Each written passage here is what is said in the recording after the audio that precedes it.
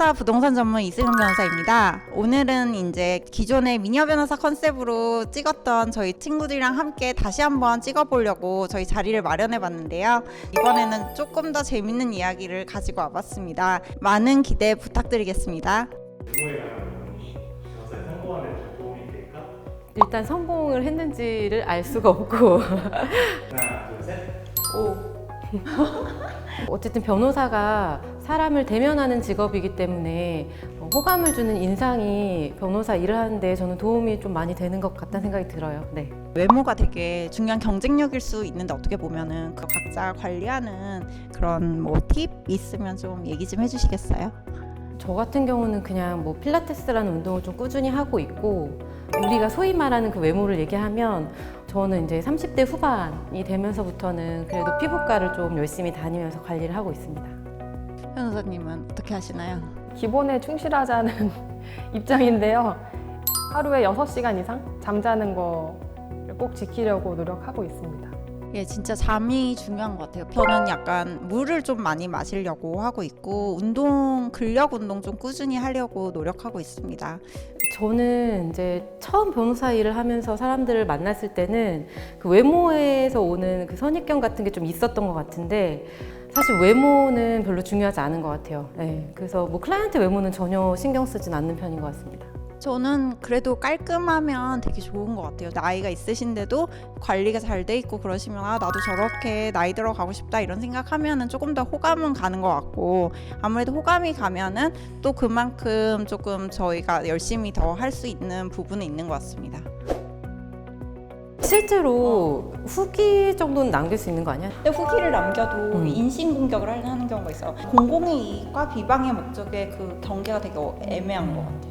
근데 예전에 나 했던 사건도 쇼핑몰인데 그쪽에서 자문을 구한 게 댓글에 자꾸 이제 구매한 사람들이 제품에 대해서 계속 클레임을 한다는 거야. 근데 이게 어떤 제품의 사용이나 기능상 하자가 있는 건 아니고 그냥 뭐 사진에서 봤던 거랑 뭐 다르다라든지 뭐 아니면 뭐 가죽의 어떤 느낌이 다르다든지 예상했던 것과 다르다든지 이런 것들 어떻게 처벌할 수 없냐 이런 얘기를 하긴 한 적이 있었어. 공공의 이익을 위해서 대중에게 알려주기 위해서 지금 댓글을 썼다라는 식으로 결론이 나올 가능성이 굉장히 크거든요.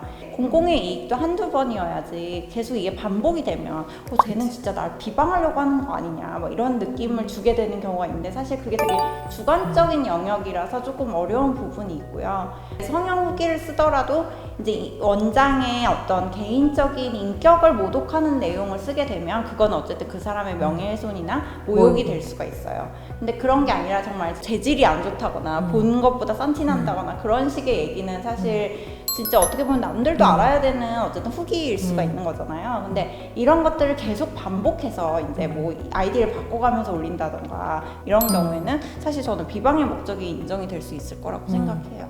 제가 생각할 때도 뭐 성형이나 사실 미용 쪽은 그 시술이나 수술이 그 평가하는 기준이 되게 좀 주관적이고 심리적인 부분이 크잖아요. 내 마음에 들지 않는다라는 이유로 비방을 하거나 아니면은 뭐 악플을 달거나 이런 것들은 사실 명예훼손이나 모욕죄 문제가 있을 것 같고, 어떤 성형이나 시술을 했는데 객관적으로 확인 가능한 뭐 부작용 같은 게 있다. 뭐 이런 경우에는 공공의 이익을 위한다. 다른 대중들이나 아니면 잠재적 그 환자들을 위해서 알릴 필요가 있다라는 목적이 인정돼서 명예훼손이나 뭐 모욕 같은 문제는 없을 것 같고, 또 이게 업무방해 이슈가 있는 경우도 있더라고요. 근데 업무방해는 어쨌든 형법상 위계, 위력, 허위사실 유포 요 세 가지의 수단에 의할 때만 성립이 되는 범죄라서 객관적 사실에 대한 부분을 언급하는 경우에는 업무방해는 애초에 이제 성립된 여지는 좀 없을 것 같습니다. 허위 사실이라고 보기가 어려운. 예, 맞습니다. 근데 실제로 그런 경우에 이제 소송을 걸었느냐 안 걸었느냐도 하나의 중요한 방법이거든요. 니네가 이렇게 피해를 입었는데 그럼 왜 손해배상 소송 걸지 않고 가만히 있냐라고 했을 때 걔네가 나 걸고 있다, 준비하고 있다 뭐 이런 식으로 얘기를 해서 그 결과를 얘기하는 것 자체는 명예훼손이나 모욕이나 그런 것은 아니라고, 업무방해까지는 되지 않을 거라고 생각을 하고 있습니다. 자기관리에 관해서 이제 저희 변호사들이 이야기를 좀 나눠봤는데요. 2부에는 조금 더 재밌는 이야기를 가지고 찾아뵙도록 하겠습니다. 감사합니다.